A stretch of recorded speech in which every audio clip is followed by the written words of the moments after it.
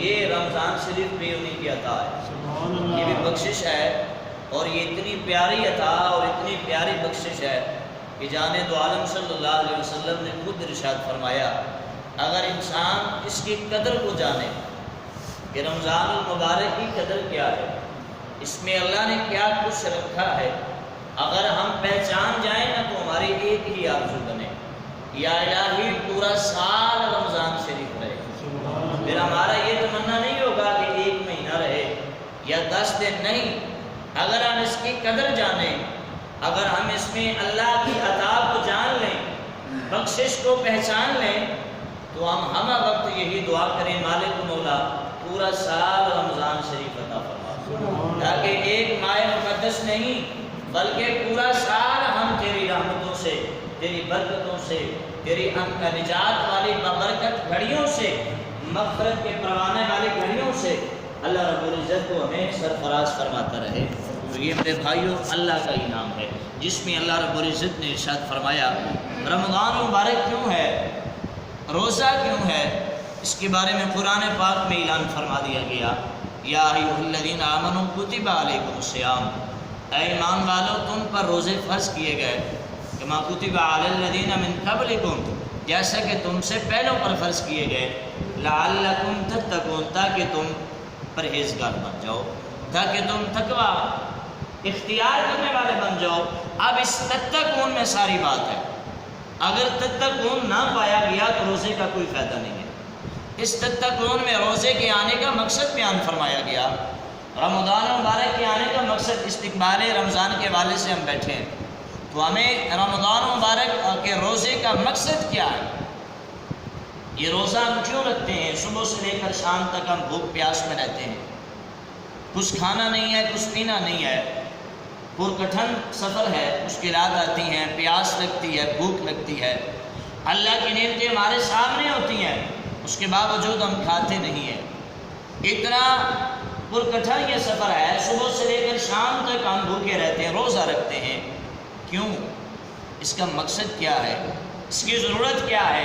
اور رمضان مبارک آتا کیوں ہے، روزہ ہم رکھتے کیوں ہیں؟ اور میرے نبی صلی اللہ علیہ وسلم نے ارشاد فرمایا کہ میرے اللہ نے جو انعام میری امت پر کیے ہیں کسی اور پر نہیں کیے، اس لیے کہ جب رمضان مبارک کی پہلی رات آتی ہے اللہ اپنے میری امت پر، مصطفیٰ کے غلاموں یعنی ہم پر نظر رحمت فرماتا ہے، اور جس پر اللہ نظر کرم فرما دیتا ہے اس کے گناہ معاف فرما دیتا ہے۔ پھر میرے رسول صلی اللہ علیہ وسلم نے یہ بھی ارشاد فرمایا کہ روزہ دار جب روزہ رکھ لیتا ہے اس کے منہ کی جو بو آتی ہے وہ اللہ کو مشک و عنبر سے زیادہ محبوب ہو جاتی ہے۔ یہ صرف ہمارے لیے، پہلی امتوں کے لیے نہ تھا، یہ صرف ہمارے لیے ہے۔ اور پھر ایک جو سب سے بڑا انعام ہے کہ جب رمضان المبارک کا ماہ مقدس آتا ہے تو دن رات رحمت کے فرشتے امت مصطفیٰ کی بخشش کی دعا کرتے ہیں، ہم سب کی مغفرت کی دعا کرتے رہتے ہیں، اے مالک مولا مصطفیٰ کے غلاموں کی بخشش فرما، اے مالک مولا ان کی مغفرت فرما دے۔ اور پھر یہ بھی انعام ہے اللہ رب العزت کے کہ کرم کا اور اس کے فضل کا ہم پر، کہ جو اللہ نے ہم پر اس ماہ مقدس میں کرم فرما دیا، ان انعاموں میں سے، ان فضل میں سے اللہ پاک کا ایک فضل میرے بھائی یہ بھی ہے کہ رمضان المبارک میں جنت کو کہہ دیا جاتا ہے اے جنت کو راستہ ہو جا، تو مزین ہو گیا کہ مصطفیٰ کے غلام تجھ تک پہنچنے والے ہیں۔ روزہ دار کے لیے جنت کو سجایا جاتا ہے، جنت کو مزین کر دیا جاتا ہے، کہیں اس کے منہ کی بو کو خشک و عنبر سے محبوب کر دیا جاتا ہے، کہیں اس پر نظر کرم کر دی جاتی ہے، کہیں اس کے لیے بخشش اور مغفرت کی دعا کی جاتی ہے۔ یہ سارا اس لیے ہے کہ وہ روزہ رکھتا ہے، اور روزہ کیوں رکھتا ہے؟ لعلکم تتقون، تاکہ وہ تقوی اختیار کرے، تاکہ وہ پرہیزگار ہو جائے، تاکہ وہ متقی ہو جائے۔ اگر روزہ رکھنے کے باوجود وہ تقوی اس میں نہیں ہے، پرہیزگاری اس میں نہیں ہے، روزہ رکھنے کا کوئی فائدہ اسے نصیب نہ ہو سکا۔ جب تک لعلکم تتقون نہ پایا گیا روزہ رکھنے کا کوئی فائدہ نصیب نہ ہوا۔ صرف بھوک کا نام روزہ نہیں ہے، صرف پیاس کا نام روزہ نہیں ہے، صرف صبح سے لے کر شام تک کھانے پینا چھوڑ دینا اس کا نام روزہ نہیں ہے، بلکہ زبان کا بھی روزہ ہے، آنکھ کا بھی روزہ ہے، کان کا بھی روزہ ہے، جھوٹ نہ بولنا یہ بھی روزہ ہے، غیبت کرنا یہ بھی روزہ ہے، حسد نہ کرنا یہ بھی روزہ ہے، چغلی نہ کرنا یہ بھی روزہ ہے، دھوکہ نہ دینا یہ بھی روزہ ہے، حرام نہ کھانا یہ بھی روزہ ہے، اور کسی کے ساتھ ظلم و جبر نہ کرنا یہ بھی روزہ ہے، اور اپنی زبان کو بد کلامی سے بری باتوں سے بچائے رکھنا یہ بھی روزہ ہے، اپنی آنکھ کو بری نظر سے اپنے آپ کو بچائے رکھنا یہ بھی روزہ ہے، اور بری باتوں کو اپنے کان سے پہنچنا سے روکے رکھنا یہ بھی روزہ ہے۔ یہ نہیں ہے کہ صبح سے لے کر شام تک بندہ روزہ رکھے، بھوک پیاس میں رہے، پھر جھوٹ بھی بولتا رہے، پھر لعنتیں بھی ڈالتا رہے، پھر دنیا کے ہر کام برے سیدھے کرتا رہے، الٹے سارے کام کرتا رہے، وہی گانا باجا، وہی نظر کی بد، وہی زبان کی برائی، وہی غیبت، وہی چغلی، وہی حسد، وہی کینہ، وہی بغض، وہی عداوت۔ اگر یہ ساری چیزیں اس کے اندر پائی گئی روزہ رکھنے کے باوجود تو لعلکم تتقون نہیں پایا گیا، مقصد کہ اس کا روزہ رکھنے کا فائدہ نہ ہوا، روزہ رکھنے کا مقصد اسے نصیب نہ ہوا، روزہ رکھنے کا مقصد یہ تھا کہ وہ لعلکم تتقون ہو جاتا، وہ پرہیزگار ہو جاتا، اور پرہیزگار ہوتا ہی وہ ہے جو گناہوں سے بچ جاتا ہے، جو برائیوں سے بچ جاتا ہے۔ تو روزہ اس لیے رکھا گیا کہ ہم روزہ رکھ کر گناہوں سے بچ جائیں، ہماری طبیعت جو ہے برائیوں سے بچ جائے، اور ہم نیک بن جائیں، ہم سچ بولنے والے بن جائیں، ہم پیار کرنے والے بن جائیں، ہم الفت رکھنے والے بن جائیں، اللہ کو یاد رکھنے والے بنیں۔ اگر روزہ رکھنے کے باوجود ہم ایسا نہیں کرتے تو تتقون نہ پایا گیا، روزہ رکھنے کا کوئی فائدہ نہیں ہے۔ میرے بھائیوں، بزرگوں، نوجوان دوستوں، کل سے یہ رونقیں، وہ ساعتیں، وہ برکتیں، وہ رحمتیں، وہ نجات کی گھڑیاں، وہ مغفرت کے جلوے، وہ کل سے ہمارے لیے کھول دیے جائیں گے، شیطان کو باندھ اور جکڑ دیا جائے گا۔ پھر ضرورت ہوگی ہمیں اپنے اندر کے شیطان کو باندھنے کی، جو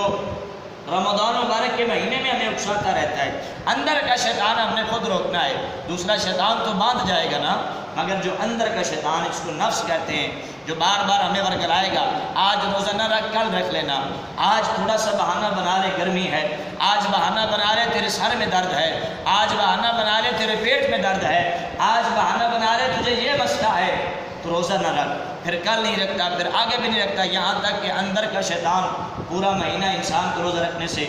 دور رکھتا ہے، اور انسان روزہ نہیں رکھتا۔ پھر جب روزہ رکھ لیتا ہے تو پھر اندر سے اکسانا شروع کر دیتا ہے، آج دیکھ لے کوئی بات نہیں، ٹی وی پہ فلم لگی ہے دیکھ لو کوئی بات نہیں، میں کون سا برائی کر رہا ہوں، بس دیکھنا ہی تو ہے، تو دیکھ لے کوئی بات نہیں، اندر کا شیطان اکسانے لگ جاتا ہے، جھوٹ بولنے پر انسان بولنے لگ جاتا ہے، برائی دیکھنا شروع کر دیتا ہے۔ یاد رکھیے گا، روزہ صرف بھوک کا نام نہیں ہے، روزہ صرف پیاس کا نام نہیں ہے، روزہ ہر زبان، آنکھ اور کان، ہاتھ اور پاؤں سے جڑے جتنے گناہ ہیں ان سب سے بچنے کا نام روزہ ہے۔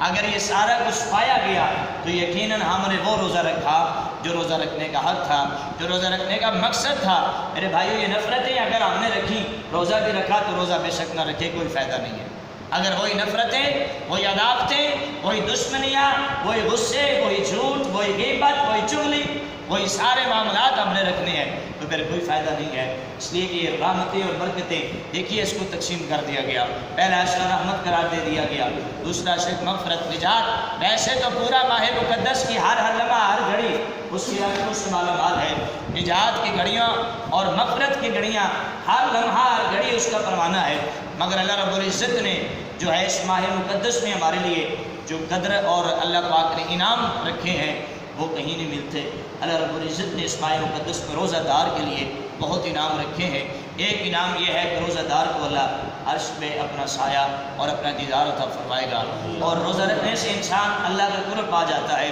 روزہ رکھنے سے انسان اپنے رسول نبی کو راضی کر جاتا ہے، اپنے خدا کو راضی کر دیتا ہے۔ اور میرے رسول نے فرمایا، روزہ رکھنے والا اللہ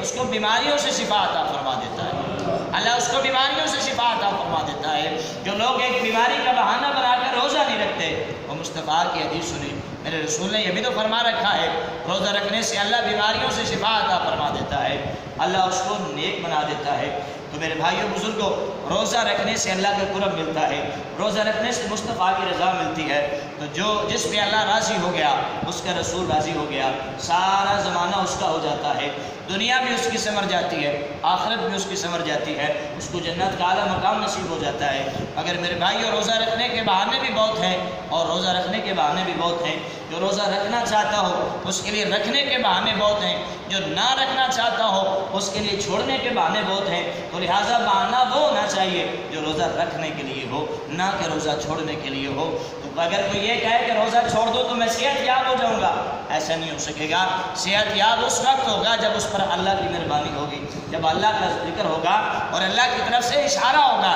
اگر اللہ چاہے گا نہیں تو وہ کیسے شفا پا سکتا ہے، وہ کیسے صحت یاب ہو سکتا ہے؟ تو روزے میں میرے اللہ نے بہت سارے انعام رکھے ہیں، بہت سارے کرم رکھے ہیں، بہت سارے فضل رکھے ہیں۔ تو دعا ہے کہ اللہ پاک ہم سب کو ان اپنے انعام سے ہم سب کو مالا مال فرمائے، اور رحمتوں سے ہمیں مالا مال فرمائے، نجات کی گھڑیوں میں ہمیں نجات عطا فرمائے، مغفرت کی گھڑیوں میں ہمیں مغفرت عطا فرمائے، اور بالخصوص اس پیارے ماہ مقدس کی آمد سے پہلے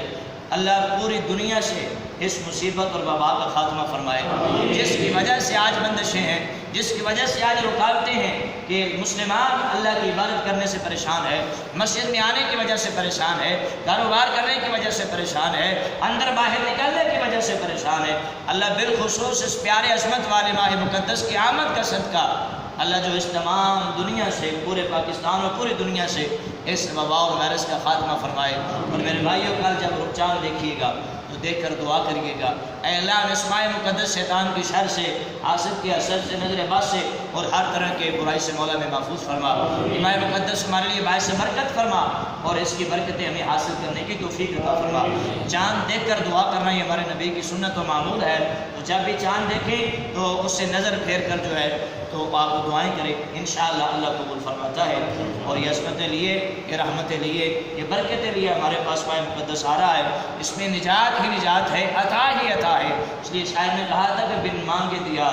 اور اتنا دیا، دامن میں ہمارے سمایا نہیں۔ تو رمضان شریف ایک ایسا اللہ کا تحفہ ہے، اس کی اتنی انعام اکرام ہے جو ہمارے دامن چھوٹے ہیں، مگر اللہ کی عطا اس میں زیادہ ہے، اللہ کی مغفرت اس میں زیادہ ہے، بخشش زیادہ ہے، لیکن ہمارے دامن تنگ ہیں جس میں ہم سمیٹ نہیں سکتے۔ بہرحال اللہ پاک ہمیں مالا مال فرمائے، ہمارے خالی دامنوں کو اللہ بھرپور فرمائے، اور اس ماہ مقدس کی برکتیں ہم سب کو سمیٹنے کی توفیق عطا فرمائے، تراویح نماز ادا کرنے کی توفیق عطا فرمائے۔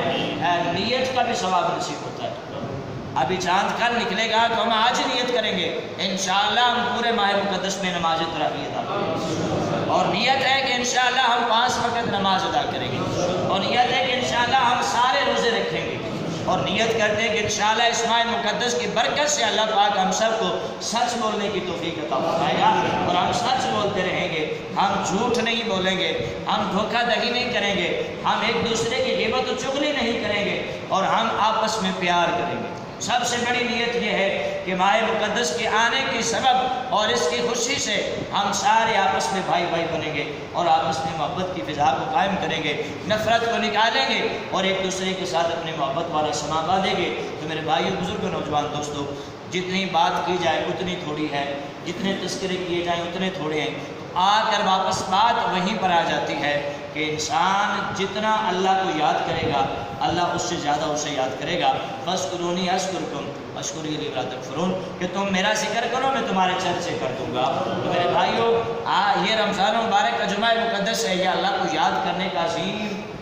موقع ہے ہمارے لیے ہے، اس سے ہم اللہ کو، خدا کو یاد کرتے ہیں اور ڈرتے رہیں۔ میرے بھائی، حضرت یوسف علیہ السلام کو جب زلیخا نے ورگلایا، آپ کو جب کمرے میں قید کر دیا اور اپنے آپ پر آمادہ کرنے کی کوشش کی، تو اس نے اپنے بت پر بھی کپڑا ڈال دیا۔ تو یوسف علیہ السلام کو جب برائی کی طرف اشارہ دیا تو آپ نے فرمایا میرا اللہ مجھے دیکھ رہا ہے، تو نے اس مورتی پر بھی کپڑا ڈال دیا جو دیکھ نہیں سکتی، جو سن نہیں سکتی، تو اس سے حیا کرتی ہے جس میں دیکھنے کی پاور نہیں ہے، اور میرا اللہ وہ ہے جو بند سے بند کمروں میں بھی دیکھ سکتا ہے، جو ہر جگہ بھی دیکھ سکتا ہے، تو میں اس سے کیوں نہ ڈروں جو مجھے ہر جگہ دیکھنے والا ہے، تو میرا اللہ مجھے دیکھ رہا ہے۔ تو بس میرے بھائیو، زندگی کو ایک رویے میں ڈالیے گا، صرف رمضان مبارک میں اللہ نہیں دیکھتا۔ کچھ لوگ صرف رمضان میں مسلمان ہوتے ہیں، بعد میں وہ سمجھتے ہیں کہ اللہ دیکھتا ہی نہیں، ایسا نہیں ہے، اللہ ہر وقت دیکھتا ہے۔ اور آخری بات کر کے میں دعا کی طرف آتا ہوں۔ ایک